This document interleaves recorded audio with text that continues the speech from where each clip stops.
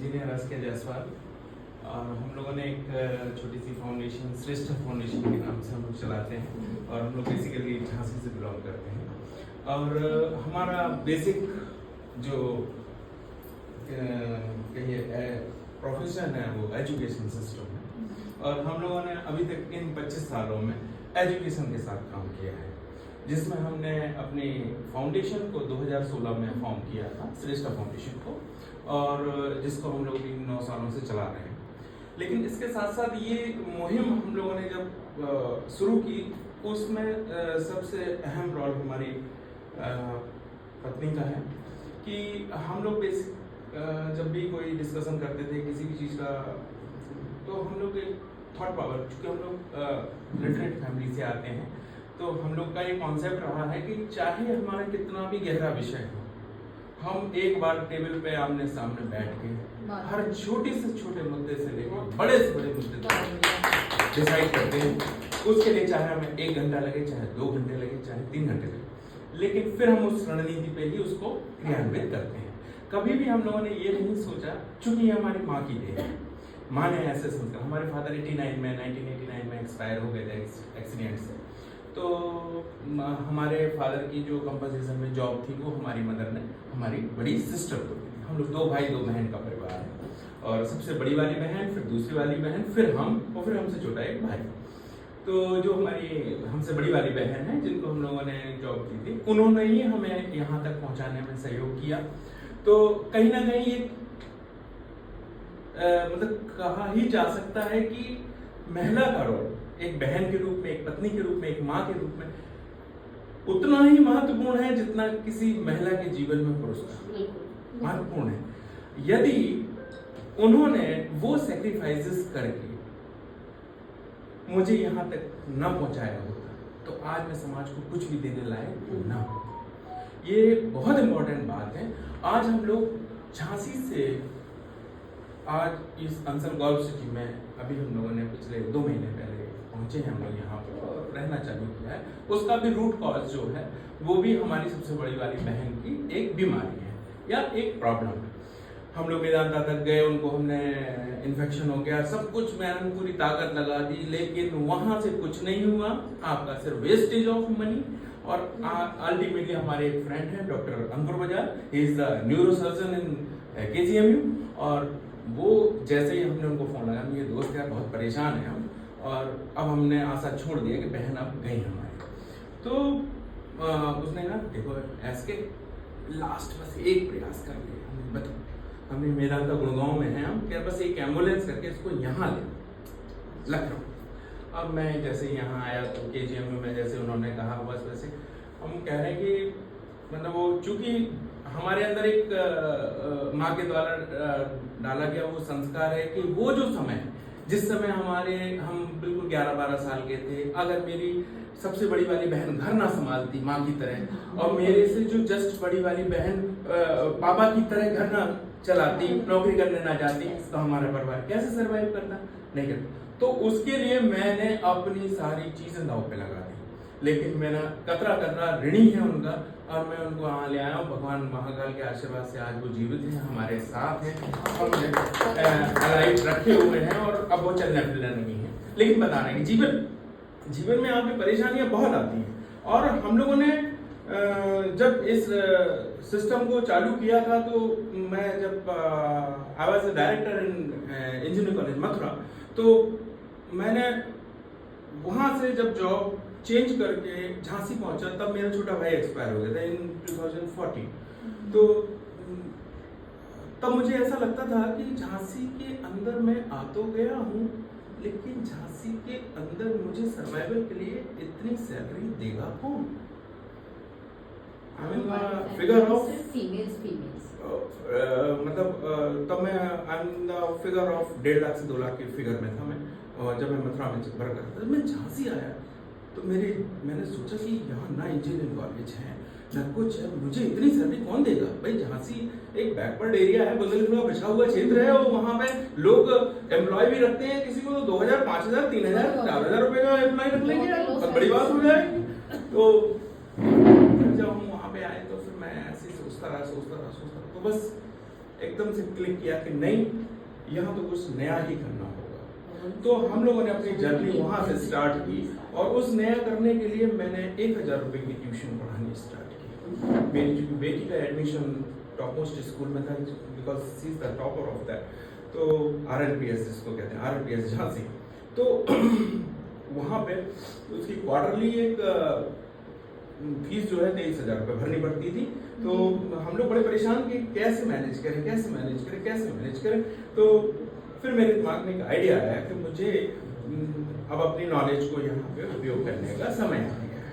तो मैंने 1000 वाइफ ने छोटे बच्चों को गैदर किया, किसी को 200 रुपये, किसी को 300 रुपये, किसी को 500 रुपये, ऐसे करके घर में धीमे करके हम जिस एरिया में, क्योंकि हमारा खुद का निजी मकान था, तो वहाँ पे इन्होंने पढ़ाना चालू किया। तो मैंने देखा कि ठीक है। फिर हमने बस वो जो हमने 1000 रुपये वाला जो वो ट्यूशन स्टार्ट किया, वहाँ से एकदम से राइडर एकदम से चेंज हुआ। शायद ऐसा कहेंगे कि भगवान ने एकदम से आसमान दिया। और फिर उन्होंने कहा, वही एक बेटी, उनका बच्चा बहुत परेशानी में था, इंजीनियरिंग की तैयारी कर रहा था, उसको चाहिए था डाउट क्लियरिंग सेक्शन। उसको नॉलेज नहीं चाहिए था, ना फिजिक्स की ना मैथ की, उसको चाहिए था वो टीचर जो सिर्फ उसके डाउट क्लियर है, वो पढ़ के आएगा वो। तो मैंने उनको कर दिया। वो कहने लगे, सर हमारे पास पैसे नहीं है ज़्यादा और मेरे बच्चे भी देने घर में, बहुत अच्छी बात है, जो आपको देना हो वो आप दे दें, कोई दिक्कत नहीं। तो उन्होंने 1000 रुपये देना। मैंने कहा ठीक है, फर्स्ट स्टार्ट।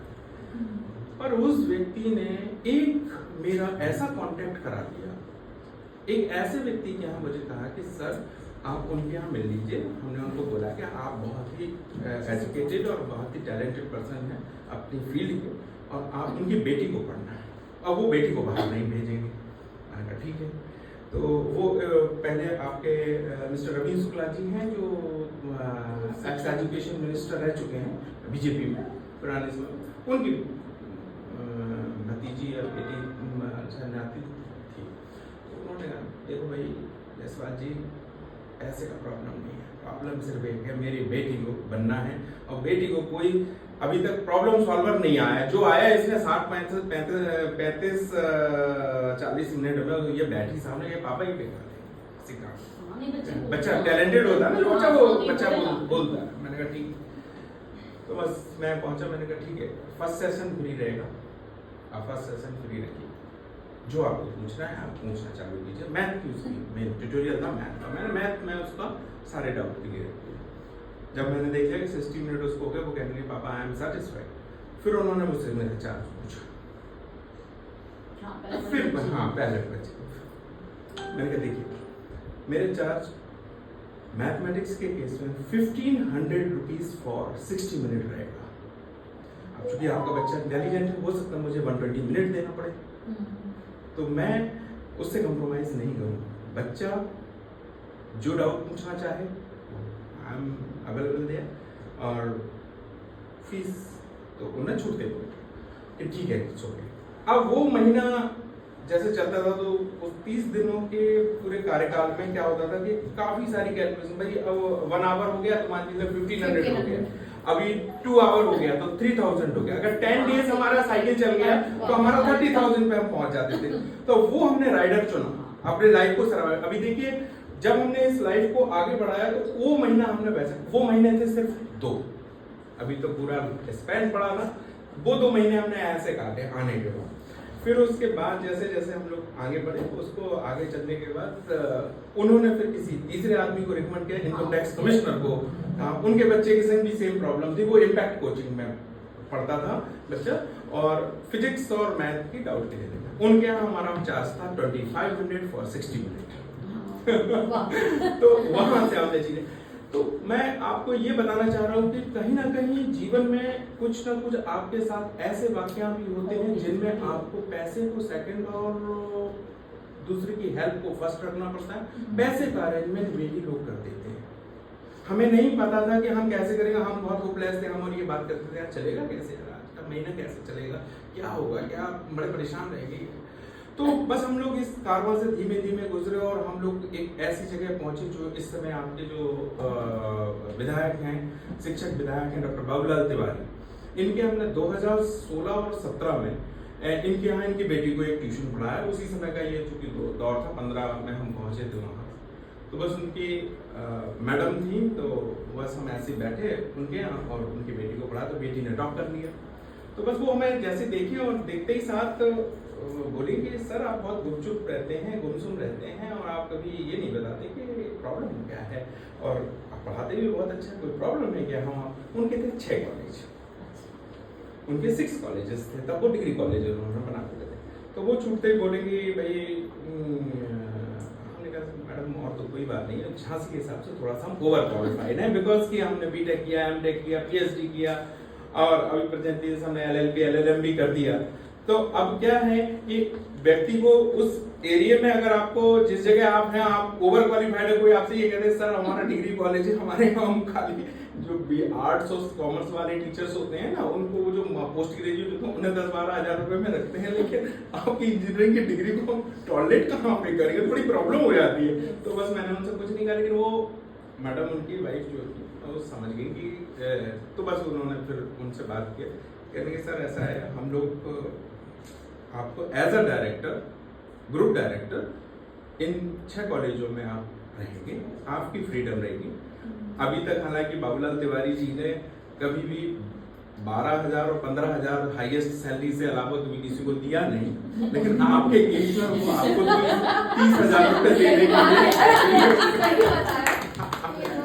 मैं वो बता रहा हूँ कि मेरे जीवन में वहां से राइड करने के लिए अगर हेल्प करने भी आई तो वो भी एक महिला थी, वो उनकी पत्नी थी, लेकिन उन्होंने शायद वहां से कहीं ना कहीं एक राइडर मिला हमें लाइफ में कि उनको हम बड़ा आइडियल मानते हैं कि वो हमारा परेशानी का दौर था और उन्होंने उस प्रॉब्लम को सॉल्व करने का रास्ता निकाल लिया कि हमारे पास इतने कॉलेज है, कहने लगे जो आप पढ़ाते हैं बेटी को वो तो आपको अलग मिलेगा 15,000 रुपए, लेकिन आपको 30,000 रुपए हमारे कॉलेज से मिलेगा, बस आपको फाइनेंशियल सिस्टम पूरा देखना है।